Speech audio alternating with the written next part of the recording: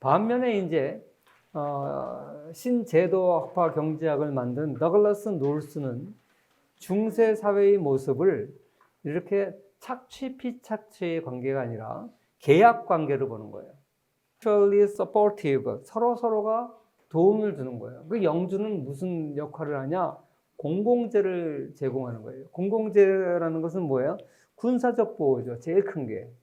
외적이 침입해 왔을 때 농사진 걸 뺏어가려고 할 때 보호해주는 군사적 보호가 영주의 가장 큰 역할이에요. 그래서 이 영국에서 뭐 다른 사람들의 인구조사나 이런 게 별로 없으니까 알 수는 없는데 적어도 영주들에 대한 기록은 많이 남아있어요. 굉장히 드물기 때문에. 그래서 이 공작, 이 영주들은 다 공작입니다. 중세 유럽에는 공후백자남이라고 부르는 5가지 자귀가 있어요. 공작들은 대개 나중에 이제 왕의 형제들 뭐 이런 굉장히 높은 사람들이에요. 다 영주들이에요. 왜냐하면 그 사람들 서로 결혼을 하면서 혼인 관계를 유지하면서 자기 권력을 유지하기 때문에 나중엔 다 그냥 패밀리들이에요. 그래서 서로 나중에 이제 자기가 이제 왕위 계승권을 가졌다고 싸우고 그러잖아요. 나중에 중세 후기 절대주의 시기로 들어가면. 아무튼 그 다음에 후작도 굉장히 높은 집입니다. 공작의 사촌들 뭐 이런 사람은 되게 후작이고, 백작만 해도 거기 공작에 준하는 백작령들이 있어요. 백작이 지배하는 땅들. 그래서 백작도 굉장히 수준이 높은 공작 귀족이죠. 몬테 크리스토 백작, 그 다음에 뭐 흡혈귀 누구죠? 백작들 많이 나오죠. 이렇게 서양 그거 보면. 그 다음에 이제 남작, 자작 이렇게 5가지 자기가 있었었는데 이 공작들의 그 사망 기록을 보면 1330년에서 1479년 이건 중세 말기에 해당하죠. 왜냐하면 이 전에는 그 기록들이 별로 없어서 이 시기를 가지고 어떤 연구자가 연구를 해놓은 거를 보는 거예요. 여기 보면 46%가 전쟁으로 죽어요. 그러니까 이 사람들은 그 졸린 이유가 전쟁에 나가는 게 이 사람들의 역할이에요. 그러니까 전쟁 나면 항상 전쟁터에 나가고 전쟁터에 맨 앞에서 싸우는 게 이 귀족들의 역할이죠. 그래서 전쟁으로 사망한 사람들 제외하면 31세인데 전쟁으로 죽은 사람까지 포함해서 평균 수명을 재면 24살이에요. 워낙 전쟁으로 많이 죽었기 때문에 이 사람들은 목숨을 걸고 이 자기 백성들을 보호하는 게 의무죠. 그리고 전쟁이 일어나면 중세에는 평민들은 나가지 않아요. 농노들은 안 나가요. 그리고 귀족들만 자기 집에 투구와 갑옷과 말과 시종을 다 갖고 있어요. 그게 없으면 전쟁을 할 수가 없어요. 중세적 전쟁의 양상은 완전 군장한 사람도 완전히 이렇게 눈만 빼놓고 전부 가리고, 그리고 이 옷 같은 데도 갑옷으로 가려서 웬만한 화살이나 창이 뚫고 들어가지 못할 정도로 중무장을 하고, 말도 눈을 제외하고는 전부 다 이 쇠로 이렇게 덮는 거예요.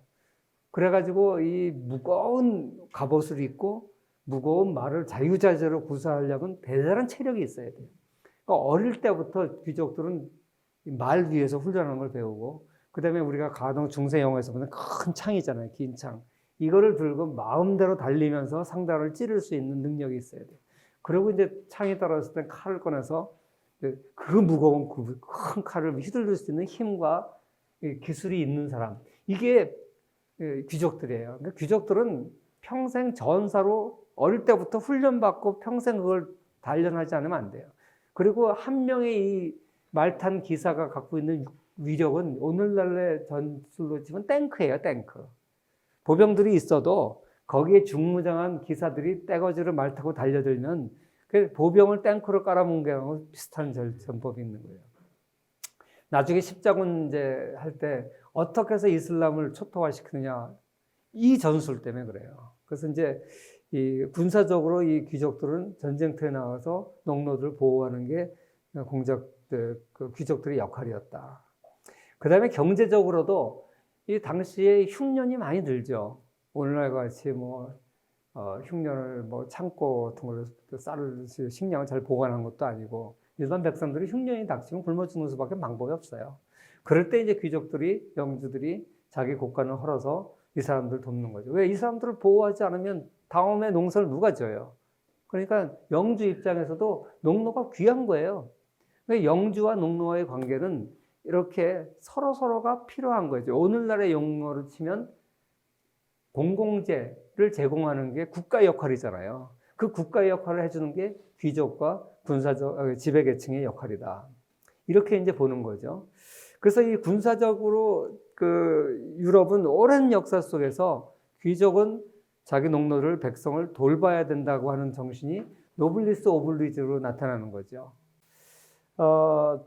그 노블리스 오블리주 내가 영화 보면서 많이 나타나는 것 중에 하나가 뭐냐면 여러분 그 저기 포레스트 검프라는 영화 봤어요?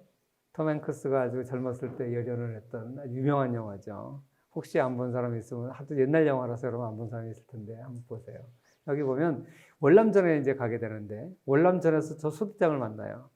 근데 그 소대장이 넋두리처럼 하는 게 자기 사촌은 포클랜드 전쟁에 가가지고 뭐 죽었고 뭐 자기도 이제 귀족 출신이기 때문에 월남전에 이제 참전을 해야 된다는 거예요. 이 귀족들은 평생에 한 번 전쟁에 가서 자기 목숨을 걸어야 돼요. 그러지 않으면 백성을 다스릴 자격이 없다고 보는 거예요. 지금도 유럽에는 또 미국도 마찬가지고 이 귀족 집안들이 많이 있죠. 그래서 그 사람들은 뭐 폰, 그다음에 드 이런 거가 이제 영어의 오브에 해당하는 건데 어느 지역의 아무개 그러면 그 지역이 성이에요. 그 지역 일대가 다 그 사람들의 패밀리 영주 땅이었기 때문에 그런 거 부수 사람이 유럽의 귀족들인데 그런 사람들은 지금도 전쟁이 일어나면 한 번은 전쟁터에 나갔다 와야 자기 명예가 서요. 그래서 우리 6.25 전쟁 때도 아이젠하워 대통령 아들도 죽었고 많은 그 미국의 그 귀족 집안의 그 자녀들이 와서 죽었어요. 그 사자가 이렇게 뭐 절벽에서 새끼를 떨어뜨려서 살아남는 놈만 키우듯이 이게 하나의 전통이고 이 유럽 사람들의 그 생각 속에 남아 있어요. 한국에는 이런 게 좀 희박하죠. 그래서 지난번에 이해창 후보가 대통령이 못된 이유 중에 하나도 아들을 이제 군대를 안 보냈다. 우리나라 국민들이 요구하는 의식 수준은 그거예요. 자식을 군대 안 갔다 온 사람은 대통령 될 자격이 없다. 그래서 우스갯소리 요새 내가 군대 가는 이유는 우리 아버지 대통령 만들려고. 사실 그 맥케인 얼마 전에 죽었죠. 맥케인 후보가 2000년 미국 대선에서 돌풍을 일으켰었는데 저쪽에 있는 사람입니다. 이 맥케인은 그 삼성장군인가 사성장군인가요? 월남전 때 그 사령관인가 뭘 했던 사람의 아들이에요. 근데 월남전에 참석을 했다가 포로가 됐습니다.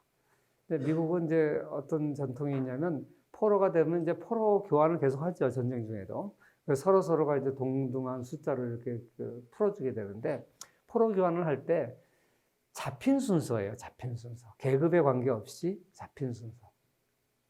그런데 이제 월맹이죠. 북쪽 그 공산 월맹군들이 사령관의 아들이 이제 포로가 됐다는 걸 알고 딜을 합니다. 당신 아들을 풀어줄 테니까. 그게 이제 맥케인 이 사람이에요. 상원의원 했다가 얼마 전에 트럼프랑 또 한번 후보 경쟁을 했었죠. 근데 이제 당신 아들 살려줄 테니까 먼저 살려주는 거죠. 먼저 살려줄 테니까 이 포로로 잡힌 공산 월맹군 지도자들 여러 명을 한꺼번에 이제 풀어달라. 그런데 이제 아버지가 거절을 해요. 내 아들도 다른 병사들과 똑같이 순서가 왔을 때 교환할 거다. 거절을 했죠. 그래서 아주 이 전쟁이 끝나고 나서 나중에 상원이 되고 이제 대통령 후보로 나와서 아주 그냥 돌풍을 일으켰습니다. 미국 사람들이 박수를 쳐주고 저 사람이야말로 이제 우리 대통령이 될 자격이 있다. 그런데 후보가 못 됐어요. 그리고 이제 결국 얼마 전에 죽었어요. 지금 트럼프는 이 사람 되게 욕해요. 굉장히 공화당인데 굉장히 진보적이고 좌파적인 생각을 가진 사람이라서 비판을 많이 했었는데 아무튼 국민들한테는 굉장한 인기를 끌었었어요. 그래서 나는 이제 우리 사회에 이제 이렇게 지도자들은 이 군대를 가야 된다고 하는 그거는 상당히 바람직한 관점이 아닌가 이렇게 생각합니다. 그래서 이게 얼마 전에 영화를 보니까 스타쉽 트루퍼스라는 영화가 있었는데 이게 오래된 영화인데 난 이 영화에서 어떤 대목이 마음에 드냐면 이런 게 나와요. 이 공무원이 되려면 군대를 갔다 와야 돼. 근데 이 영화에 나오는 가상의 그 나라는 그 군대 갈 의무는 없어요. 그런데 내가 나중에 공직에 나가려면 군대 가야 돼. 내가 나중에 뭐 교수가 되든가 상인이 되든가 자영업을 한다든가 이러면 군대 안 가도 돼. 누구 뭐라는 사람도 없어. 그런데 공무원이 되려면 꼭 군대를 가야 돼. 그래서 여기 있는 나오는 이제 이 여자하고 남자 둘하고 세 친구가 이제 군대 가는 얘기. 그 얘기예요. 그래가지고 나오는 건데, 뭐 영화는 그냥 심심풀이로 보는 수준의 영화지만, 그 장면이 아주 인상이 내가 남았어요. 그것도 정말 괜찮은 대안이 되겠다. 뭐 모병제로 가면 모를까, 징병제로 하려 그러면, 우리나라도 요새 젊은이들이 공무원 그렇게 좋아하는데, 군대 갔다 오면 가점 주잖아요. 그죠? 요새 여학생들은 그거 되게 없애야 된다고 막 난리인데, 나는 가점 정도가 아니라 아예 군대 안 갔다 온 사람 공무원 못 되게 하자. 그리고 여자도, 그러면 군대 갔다 와라, 공무원 되려면. 여자들이 군대 가서 할 거 많아요. 그래서 지난번에 얘기했지만. 그래서 저건 괜찮은 제도인 것 같은데, 뭐, 이런 거 주장하는 국회의원은 아무도 없을 거예요. 왜? 그럼 표를 못 얻으니까. 난 상당히 일리가 있어서 여담으로 좀 얘기를 하는데. 아무튼, 노블리스 오블리주가 유럽에 있는데, 그걸 갖다가 더글라스 노스는 농노와 영주의 관계는 이런 서로서로가 공공재를 제공하고, 서로서로 서포트하는 그런 관계다. 이렇게 보는 거죠. 이걸 이제 계약 관계라고 일종의 볼 수 있는 거예요. 그래서 사실 신분적으로 매여 있으니까 계약은 아니죠. 계약과 언약은 조금 달라요. 언약은 완전히 매여 있는 걸 얘기하고, 계약은 이제 언제 서로 한쪽에 원하면 끊을 수 있는 게 계약이죠. 그러니까 농노가 자기가 원한다고 해서 끊을 수 있는 건 아니죠. 물론 세금 내고 다른 장원으로 이사 갈 수는 있는데, 세금 내는 규모가 너무 크면 못 가죠. 그리고 시대에 따라 달랐어요. 또 장원에 따라 영주에 따라 다 달라. 아주 절대 안 되는 데가 있고, 좀 자유로운 데가 있고, 좀 다르긴 하지만, 아무튼 이렇게 뭐 계약 관계라는 게 진짜 마음대로 계약을 끊을 수 있다는 의미의 그런 계약은 아니지만 서로에게 유익한 관계였다라는 의미의 영주 농노의 관계를 계약 관계를 보는 시각이 있습니다.